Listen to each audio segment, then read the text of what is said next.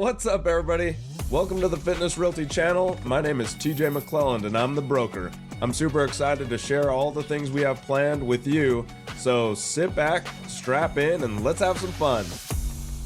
What's up, everybody? Hey, we got more exciting things to bring you. Today is going to be all about some great book ideas for some of our clients. I tend to listen to books all the time, but I rarely will read them, so I apologize about that. I'm trying to do better, reading a little bit more each and every day. But I have two specifically that I just love in my personal life, so I apologize that you might have thought that this is going to be a learn all about books that will help you out as a client of ours. It really is this is TJ's personal list of books to just read. I have two on the list, and one of them is super exciting, and one of them feels like a textbook. Well, they might both feel like textbooks if you look at them. So first up is a book called Basic Economics from Thomas Sowell. I have a buddy of mine. His name's Onan. We introduced him last week. His name's Isaac Ohnheiser, though. Love you. What up? This Basic Economics book, though, is something that he recommended to me to go ahead and read. I never really thought about basic economics in a way that I could internalize. And so this book really got me thinking about what it is to have markets and what it is to have, how do I want to describe this? How to have influences on that market or having market drivers that can really influence the outcome of the market. A lot of time in that book, there are many instances, and he uses very specific instances where something changes and then the market changes drastically. And so sometimes we think of, oh, that might not have an effect on the economic market. However, there are things that just are outside influences that can change that rapidly.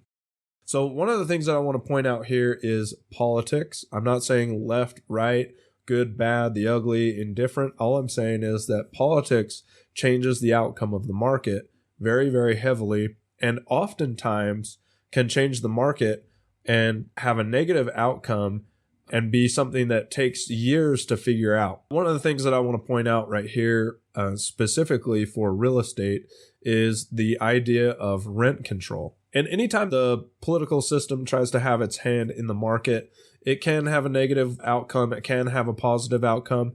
But like I said, it just takes so long to figure out whether that was good or bad, typically, that we just don't know what to attribute it to sometimes. And so there's oftentimes a disconnect between what was done and what actually happened in the market.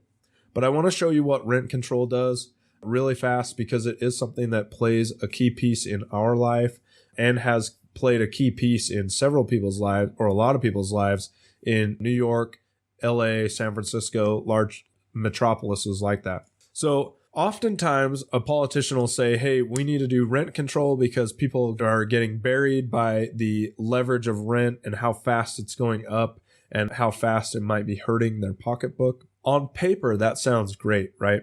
It's like, hey, as a politician, you want to get this principle voted in because it makes you look like a hero or like a savior.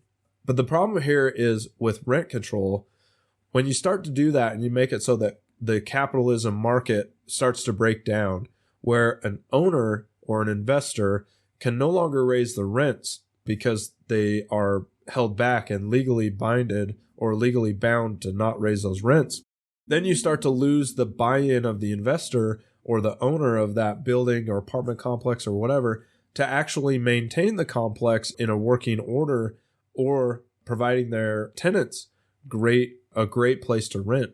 And so you can see this system really break down with that one key principle for sure. I want to illustrate a couple more though, and it's all along with rent control, just because I want to stay within the topic of things that affect real estate. So along with rent control, you make it so that people that own that, or let's say people that are leasing that, they no longer want to move on because somewhere else will have a higher rent. And so you may have somebody that stays stagnant for 20 years because they know if they leave, their rent's going to go up somewhere else. So you may have where people are supposed to start to move, grow, upgrade to something else, or buy something in the market. They just don't because the rent is already capped off and at a place where they wouldn't leave. Another phenomenon that happens with that is with the rent control, sometimes you could have somebody that was going to have one place, but now they want two places because it's so cheap. And then they never leave. Obviously, you see the idea kind of spiraling out of control.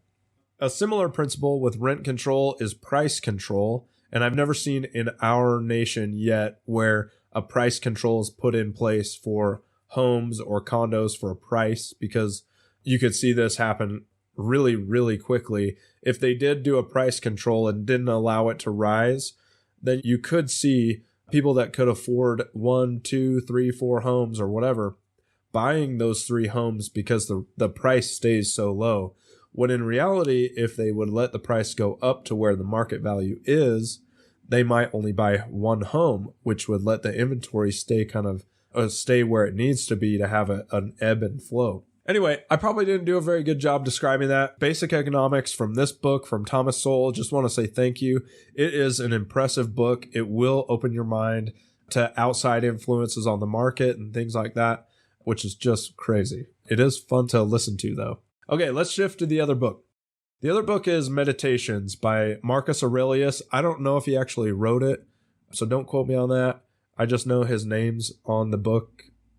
Don't quote me on that. All I know is I listened to the short version of the Meditations book, and it was a recommendation from 09 once again. So just appreciate you, homie, for always kind of setting my mind on a course that can expand. So in Meditations, though, with Marcus Aurelius, he does talk about kind of a Stoic philosophy where you, instead of getting enraged about things, you can start to be calm, let it internalize, and go through the day and grow and learn. I'll probably do a bad job of trying to get it all together from that Meditations book, but it was very, very fascinating.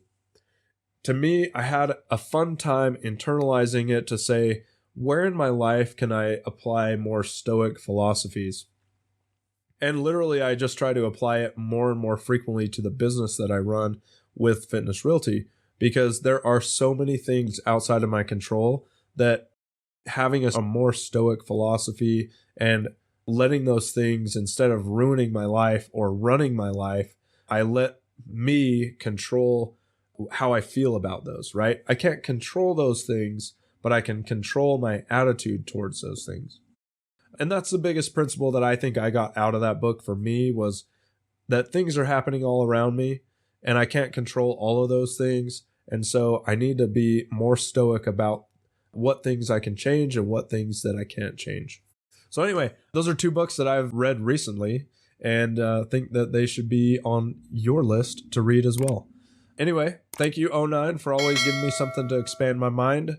I'm so appreciative of that. And so thanks, and I'll see you guys next time. And that's a wrap. Thank you so much for supporting us. We'll see you next time, and we love you. Later.